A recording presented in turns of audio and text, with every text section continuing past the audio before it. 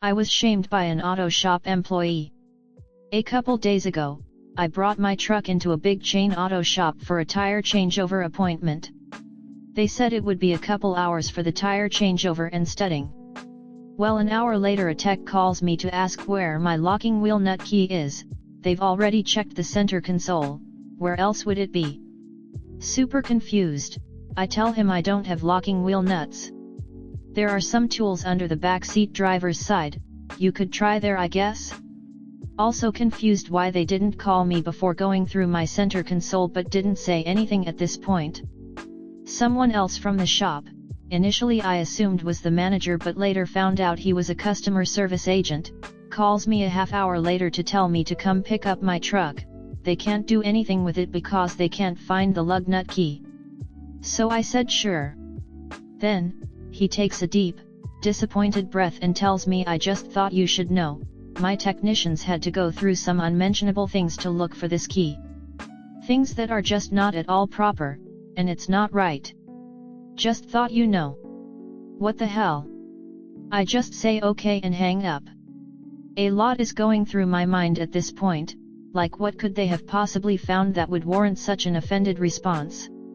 Do I really have locking wheel nuts or am I going crazy? I wait until the next day so I can bring my boyfriend with me to pick up my truck, you know, for some backup. When we get there, I unlock my truck with the app and search floor to ceiling to find the items in question. Guys, there was a pair of my underwear in the center console. Nothing in the back seat. I thought about explaining here why there is a pair of my underwear in the center console, but I don't think it's really relevant. Some girls out there might be able to guess. Now, as embarrassing as it is knowing these guys found my underwear and I'd have to go in there and show my face, I knew I had no reason to be embarrassed. Because I checked, and I don't have locking wheel nuts. Even if I did have locking nuts, could they not have called me before they started going through my vehicle? Am I wrong for thinking that? I went inside to speak to the manager who had no idea about any of this. She sent a technician to my truck to confirm that no, I did not have locking wheel nuts, and they did have the tools to remove the nuts in the shop after all if I still wanted to go ahead with it. Then, I told the manager about the embarrassing phone call one of her cashiers or technicians made to me, how inappropriate it was. They had no reason/permission to go through my center console in the first place, so why make a point to embarrass me for what they saw? She agreed, and said she would talk to the employee who made the call. By the way, I'm horrific at confrontation and ended up crying when I was telling her about the phone call because as much as I told myself I had no reason to be embarrassed, there were a lot of customers and employees around who I'm sure were thinking I was crazy.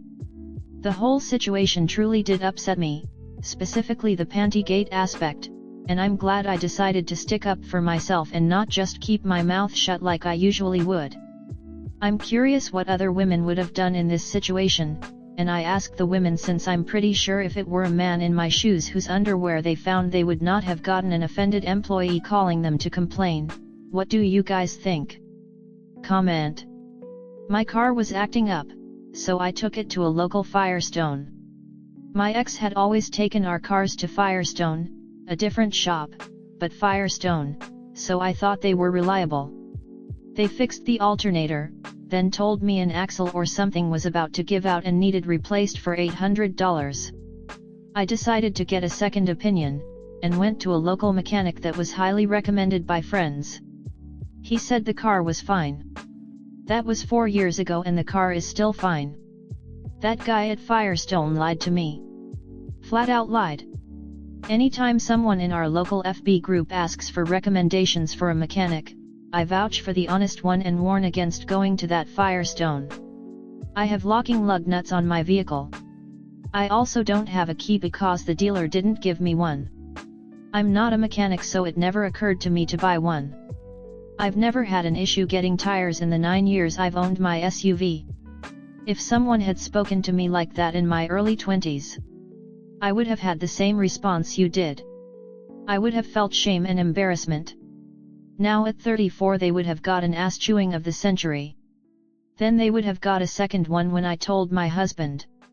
Then I would have gotten a deeply discounted tire service if I deigned to allow them to touch my vehicle before calling corporate on their asses. They rifled through your truck. That's a huge no-no. Don't let this one go at the manager. Sounds like you gave them permission to go in to look for the fake key, but they should be embarrassed if finding clean underwear is that big a deal to them. Life must be very hard for them.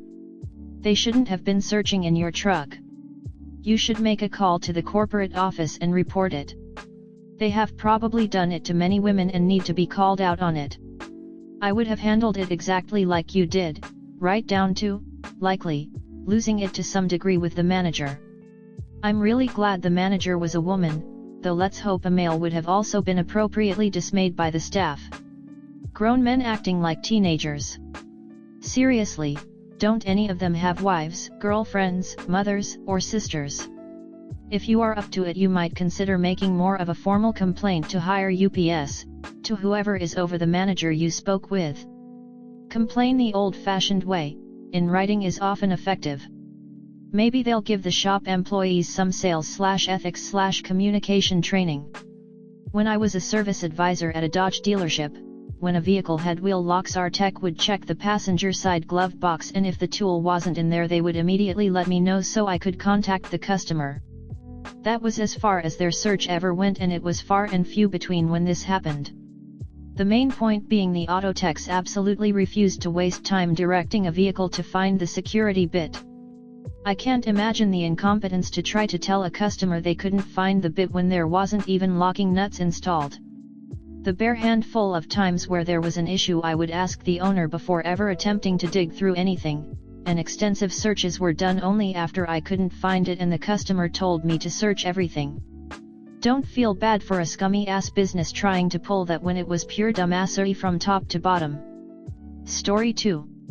I wish I never found out my father cheated. A few months ago, I was scrolling through my mom's phone, and I came across screenshots, pictures, and texts between my father and the woman he was having an affair with around the end of last year. This woman was staying at our house for some time, but had left early and no one ever talked about her again, which was confusing and suspicious, considering my mom never really liked her and often ranted to me about how she was overly friendly and too comfortable around my father, but all of a sudden she quickly changed the subject whenever she was mentioned. I remembered fragments I had heard from their arguments, her telling him to block her and him refusing to do so. I have good reason to believe he started talking to the woman again.